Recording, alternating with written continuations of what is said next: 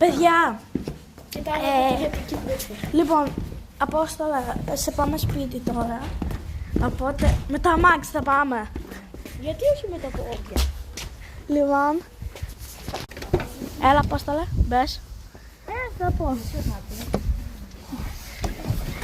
Λοιπόν, μπαίνω κι εγώ, κλείνω πόρτα.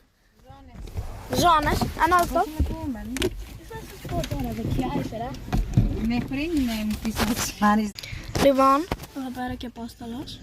Απόστολα, είσαι χαρούμενος που φεύγεις? Ούτε εγώ. Λοιπόν, 500 ζώνες.